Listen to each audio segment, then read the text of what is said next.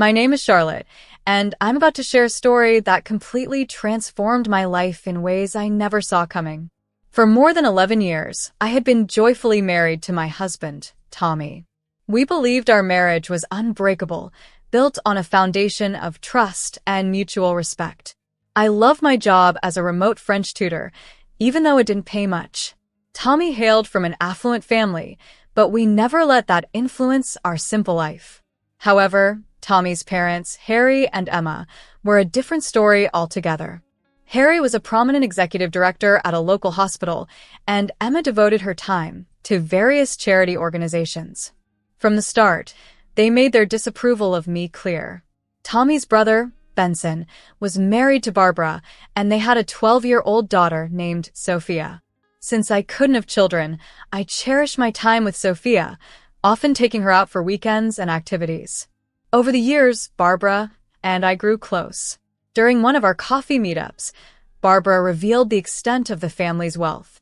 "Charlotte, you wouldn't believe the amount of property and money Harry and Emma have given to Benson and me," she said, her voice low. The revelation was shocking, yet I brushed aside any unsettling thoughts to focus on my family and career. Everything changed when Benson and Barbara tragically died in a car accident, leaving Sophia orphaned. The funeral was a grim event, and I noticed something peculiar about Harry and Emma's behavior. They seemed almost distracted, as if they had more pressing concerns than mourning their son. In the aftermath, I took it upon myself to support Sophia, who was understandably devastated. After discussing with Tommy, I proposed the idea of adopting Sophia. "Honey, what if we adopted Sophia?" I suggested one evening. "She needs a stable home, and we already love her so much." Tommy agreed, and we decided to speak with his parents about our idea. The next day, we visited Harry and Emma in their grand mansion, filled with antique furniture and priceless art. As soon as we mentioned adoption, Emma sharply refused. "Absolutely not," she declared, her eyes glaring at me. "Charlotte is not suitable to be a mother to our granddaughter. We will raise Sophia ourselves." I was taken aback by her harshness. "But I've been a part of Sophia's life since she was born," I protested. "Tommy and I love her and can provide a loving and stable home." Harry intervened, his tone cold. "This isn't up for discussion. Sophia stays with us." Emma leaned in, her voice laced with spite. "Besides, we all know what this is really about, don't we, Charlotte? You're just after Benson's money. How convenient that you can't have children of your own." Stunned by the accusation, I realized that my fight was not just for Sophia, but also to prove that my intentions were pure and that love was my only motive. After the confrontation at Harry and Emma's mansion, I was overwhelmed by a mix of anger and sadness. As Tommy and I drove home, I expressed my disbelief. "I can't believe they'd think so poorly of me," I told him. He sighed, keeping his eyes fixed on the road. "I'm sorry, Charlotte. They're just very protective of Sophia. Give them some time. They might change their minds." But time didn't heal things. Instead, I noticed a troubling shift in Tommy. He started working late more frequently, citing vague, important projects.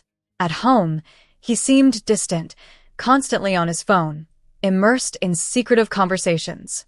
One quiet evening, unable to bear the silence any longer, I asked him, "Tommy, is everything okay? You've been so distant lately." He looked up, his face hard and unyielding. "It's nothing you need to worry about," he snapped. Shocked by his harsh tone, I responded softly, "I'm your wife. If something's bothering you, I want to help." His response was curt. "Just drop it, Charlotte," he growled, before storming out of the room. Despite the growing coldness at home, I found solace in my bond with Sophia. I visited her often at Harry and Emma's, helping her with her French and offering a shoulder to lean on. One sunny afternoon, as we worked on verb conjugations in the sunroom, I overheard Harry and Emma arguing heatedly in the next room. My curiosity was piqued. I listened. "We need to find a way to invalidate that trust fund," Harry hissed. $35 million, Emma. $35 million that should be ours. Not locked away for that girl. Emma's frustration was palpable. "Don't you think I know that? I've got the lawyers on it, but it's not going to be easy." Benson made sure everything was ironclad before he died. Hearing this, my heart sank. They were plotting to seize Sophia's inheritance, the future her parents had secured for her. I left their house in a rush, determined to share this revelation with Tommy. But as I entered our living room, the atmosphere felt charged with tension.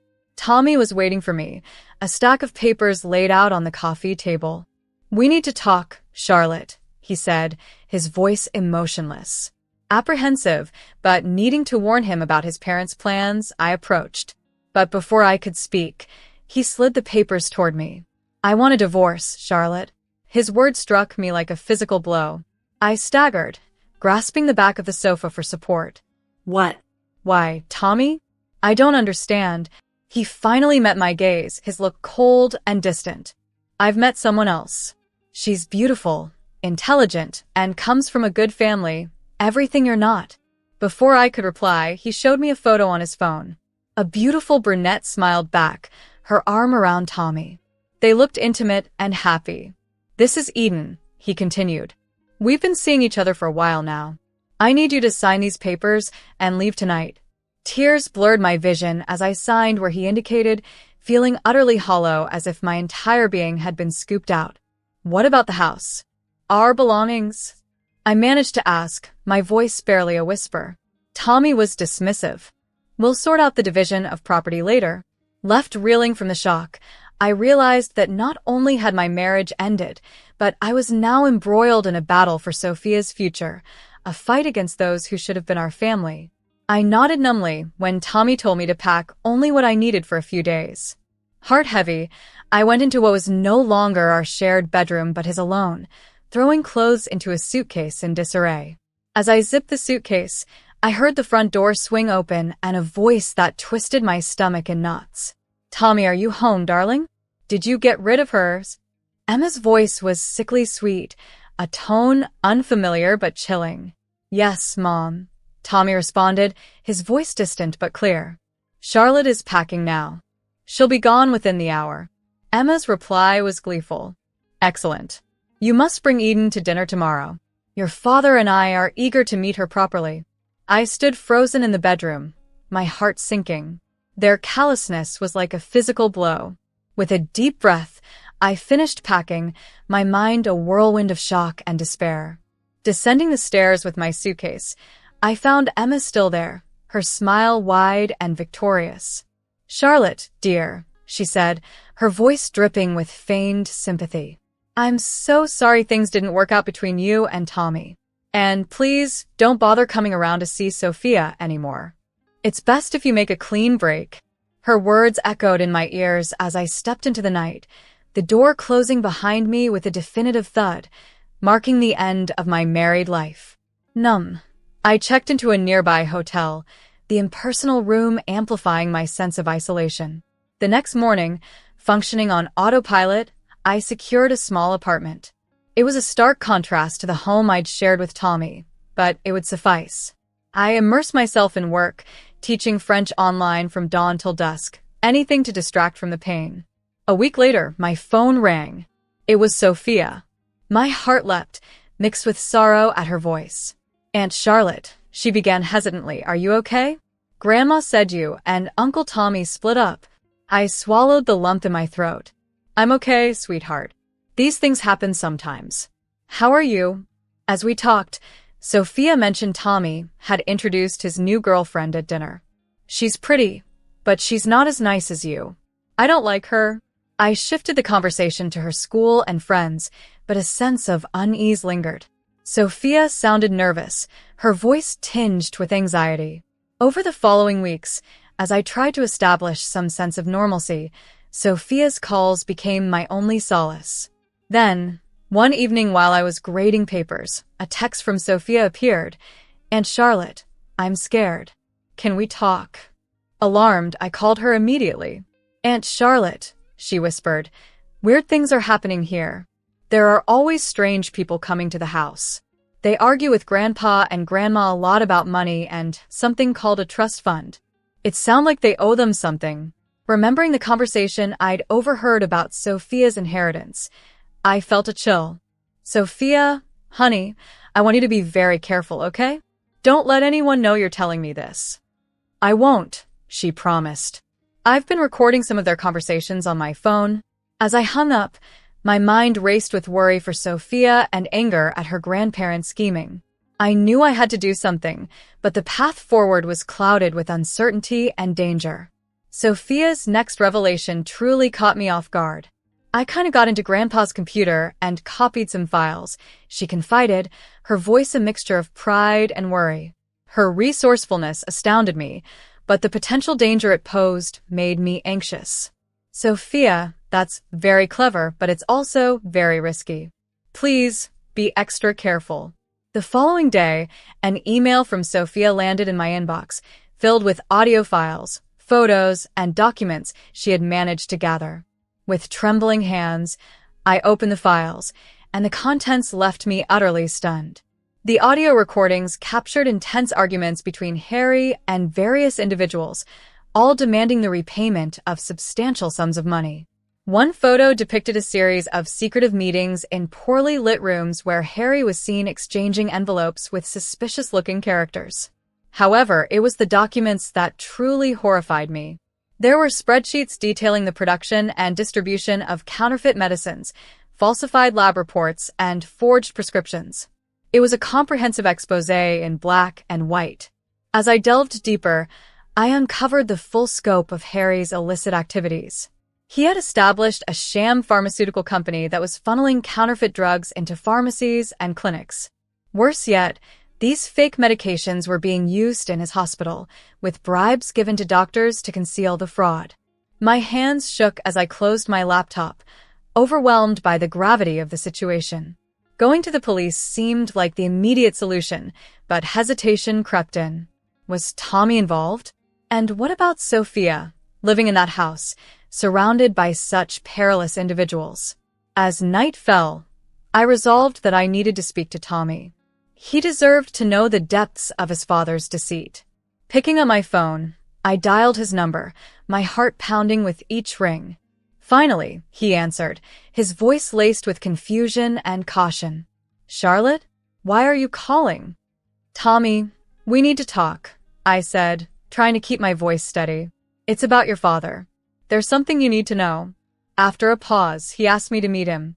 He provided the address of a small cafe on the outskirts of town. As I drove there, a whirlwind of emotions engulfed me. The cafe was nearly deserted when I arrived. Tommy was there, sitting in a corner booth, looking more worn and tired than I remembered. The dark circles under his eyes and the new tension in his shoulders spoke volumes. As I took the seat across from him, he began in a hushed tone, "Charlotte, I've been working with the police for months. We're building a case against my father and his entire operation." I stared at him, shocked. "But the divorce? Eden?" Tommy ran a hand through his hair, a sign of his stress. "It was all a cover. I had to distance myself from you to keep you safe. Eden is an undercover officer. We needed a way to get her into the family circle without raising suspicions." My head spun with this revelation. "So, our marriage, it wasn't real?" "No, Charlotte," Tommy said, reaching across the table to take my hand. "Our marriage was the only real thing in all of this. I love you. I've always loved you. Pushing you away was the hardest thing I've ever had to do." Tears welled up in my eyes, a tumultuous mix of relief and anger swirling within me. "Why didn't you tell me? I could have helped." "I couldn't risk it," Tommy explained, his voice strained with pain. "My father's network is vast. If there was even a hint that you knew something, you'd be in danger. I couldn't bear the thought of anything happening to you." As Tommy continued, he revealed more about the investigation. It wasn't just Harry. Corrupt doctors, pharmacists, and even government officials were implicated. The case was expansive, with potential ramifications that extended far beyond our little town. "But what about Sophia?" I blurted out, suddenly reminded of my niece's precarious situation. "She's living in that house, Tommy. She's scared." Tommy's expression grew grim. "I know. We're working on a way to get her out safely, but it's complicated."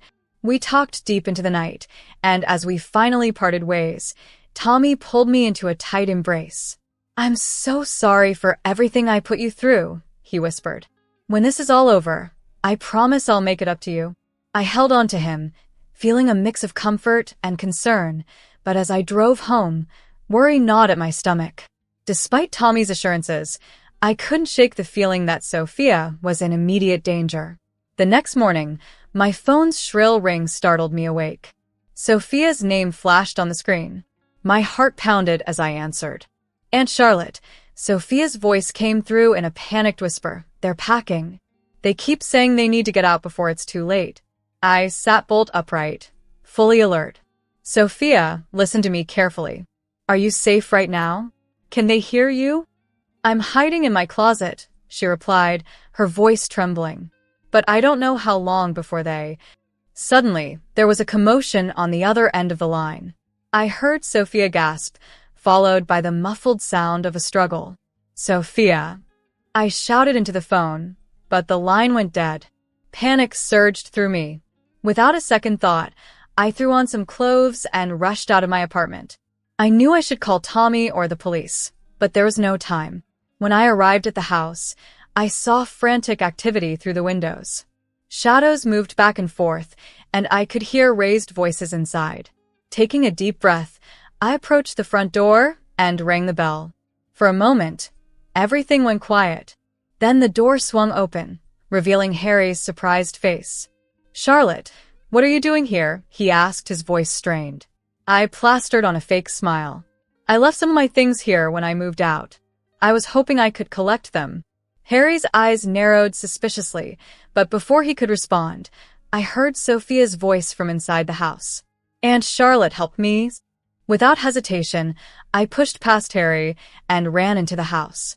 The scene that greeted me was one of chaos. Suitcases strewn about, doors left open, papers scattered everywhere.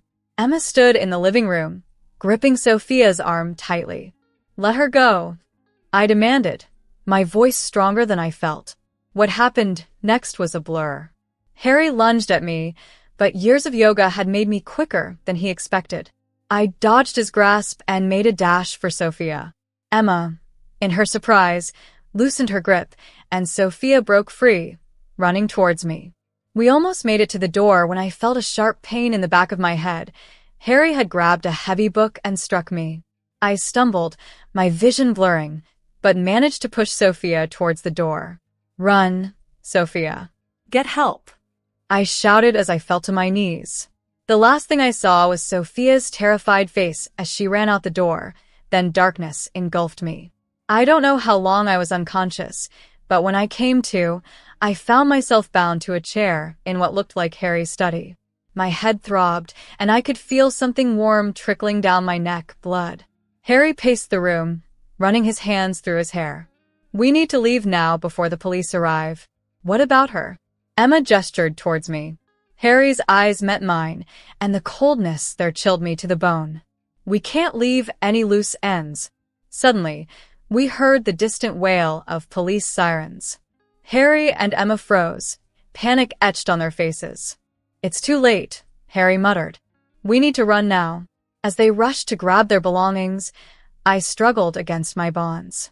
The sirens grew louder, a beacon of hope as I fought for my freedom.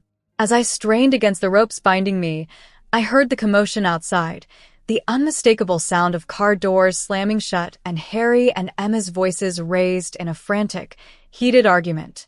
Their polished facade was unraveling under the pressure of impending arrest. Just as the ropes around my wrists began to give way, the study door flew open. Tommy burst in, his face a mix of determination and concern, followed by a squad of police officers. Charlotte, he called out, rushing to my side and swiftly untying me. As the police restrained Harry and Emma, reading them their rights, Tommy enveloped me in a tight embrace. I'm so sorry, he murmured. When Sophia called me, I came as fast as I could. Leaning into his support, relief washed over me. Is Sophia safe? I managed to ask, my voice shaky. Tommy nodded, reassuringly. She's outside with a social worker.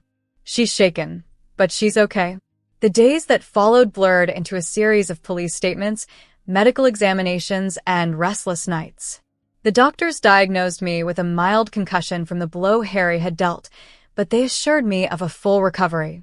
As I lay in the hospital bed, Tommy by my side, we watched the unfolding news on the small TV in the corner of my hospital room. The arrest of Harry, a prominent community figure, had ignited a media firestorm. Headlines decried the counterfeit drug king and hospital of horrors. The scale of this operation is unprecedented, a grim-faced police chief announced at a press conference. We're looking at hundreds of millions of dollars in damages and countless lives put at risk. As we absorbed the news, reliving the harrowing events, a knock at the door interrupted us. A tall, serious-looking woman in a suit entered. "Mr. and Mrs. Harrison," she introduced herself crisply. "I'm Detective Malaya. I'm leading the investigation into your father's operation. I was hoping I could ask you both a few questions." Over the next hour, Tommy and I recounted everything we knew. Tommy detailed his covert involvement with the police, while I relayed the information Sophia had uncovered and the dramatic events leading to my confrontation with Harry and Emma. Detective Malaya listened intently, taking meticulous notes. Once we finished, she regarded us with a blend of admiration and concern. "You've both been through a lot," she observed, "and I'm afraid it's not over yet. The trial is going to be long and difficult. Are you prepared for that?" Tommy and I exchanged a determined look. "We'll do whatever it takes to see justice done," I stated firmly. Detective Malaya nodded, promising to keep us updated, and left. Soon after, another visitor arrived, Sophia, accompanied by her social worker. "Aunt Charlotte," she cried, rushing to my bedside and embracing me tightly. I was so scared. "I thought they were going to hurt you." Holding her close, I felt her small body shake with sobs. "It's okay, sweetheart. You were so brave. You saved us all. But we have another long battle ahead of us." And a long battle it was. The case dragged on for over 3 years, consistently making headlines nationwide. As I healed and we all tried to piece our lives back together, the looming trial shadowed our every moment. Finally, after months of testimony and the presentation of overwhelming evidence, the verdict was handed down. Harry and Emma received lengthy prison sentences, and all their assets, including the trust fund intended for Sophia, were seized as proceeds of crime. As we stepped out of the courthouse following the sentencing, I felt a complex mix of relief and sorrow. Justice had been served, but at such a cost. The lives of many, including those I had once considered family, were irrevocably damaged. After the dust settled from the trial, Tommy and I focused on rebuilding our lives, with Sophia at the heart of our new beginning. The adoption process was an intense flurry of paperwork and interviews, but it was a whirlwind we navigated with hearts full of hope and determination, eager to give Sophia the stable, loving home she deserved. After a lengthy journey through the legal system, we finally found ourselves before a judge who recognized us as Sophia's official guardians. Walking out of the courthouse, with Sophia's hands in ours, a wave of emotions overtook me. "We did it," I whispered to Tommy, my eyes glistening with tears. He gave my hand a gentle squeeze, affirming, "Now we're truly a family." With the title of guardian came the duty to manage Sophia's substantial inheritance left by her parents. The responsibility was immense, but we were resolved to handle it wisely. During one of our evening discussions, Tommy broached a practical suggestion as we sifted through the financial papers. "How about renting out her parents' house?" he proposed. I nodded in agreement. "That's a smart move. The rental income could fund her college education." We set out to find dependable tenants and established a savings account specifically for Sophia's future, providing her with the security and prospects she deserved. Life settled into a new rhythm, and one evening, Tommy came to me, his eyes filled with hope and a hint of nervousness. "Charlotte," he started, holding my hands tenderly, "the challenges of these past few years have only proven our strength as a couple. I have to ask, would you marry me once more?" My heart swelled with happiness, and without a moment's delay, I responded joyously. We planned a small, intimate wedding with just our nearest and dearest. On the day of the ceremony, Dressed in a bright blue gown symbolizing hope and fresh starts, I felt an excitement I hadn't felt in years. Sophia, looking lovely in her bridesmaid dress, exclaimed, "Aunt Charlotte, you look like a princess." We shared a joyful twirl before heading to the venue. There, seeing Tommy waiting for me, his gaze full of love, was like living our first wedding anew, but deeper because of all we had endured. The ceremony was simple yet touching, framed by the presence of our family and friends and the radiant smile of Sophia standing by us. I knew in my heart this was precisely where I belonged. At the reception, as Tommy and I danced our first dance, he whispered, "How does it feel to be Mrs. Harrison again?" I looked up at him, beaming, even better than the first time. Watching Sophia later, dancing happily with her friends, I felt a profound contentment.